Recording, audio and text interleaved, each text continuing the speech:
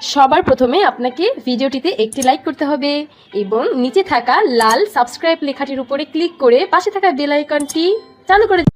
Hello friends, কেমন আছো তোমরা সবাই? আশা করি অনেক ভালো আছো। তো তোমাদের জন্য আরেকটি ভিডিও নিয়ে আসলাম। তো ভিডিওটি না টেনে সম্পূর্ণ দেখবেন, আশা করি বুঝতে পারবেন। আজকের ভিডিওটি অনেকটা ইন্টারেস্টিং হতে চলেছে। তো চলুন শুরু করা যাক। এখানে যে লেয়ার অপশনটি আছে, এখানে একটি ফটোতে ক্লিক করে আমি একটি ফটো অ্যাড করে নিলাম।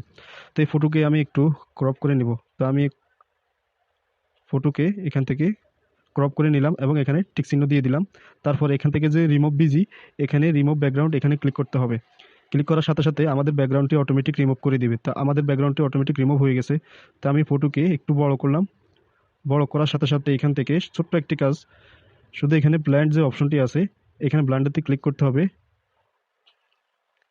ক্লিক করার সাথে সাথে অনেকগুলো ইফেক্ট দেখতে পাচ্ছেন এখানে ব্ল্যান্ডের মধ্যে। তা আপনার যেটা পছন্দ হয় আপনি সেটি রাখতে পারেন।